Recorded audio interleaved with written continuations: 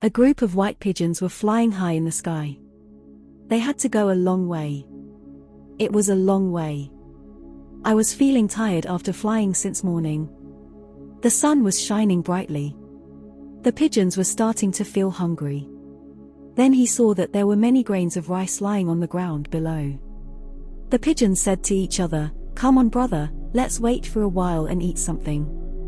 Then we will go ahead." An elderly pigeon looked around. There was no house or human being visible far and wide. Then where did these grains of rice come from here?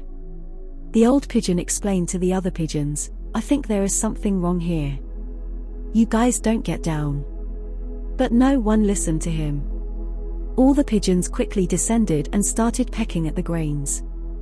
Such good grains were available to eat after a long time. They were very happy. When everyone had eaten their fill, he said, "Come on, brother, let's go ahead now." But what is this? When he tried to fly, he could not fly. Along with both of them, there was also a bird's net in which their feet got entangled. He regretted his mistake. The old pigeon was sitting on the tree and watching everything.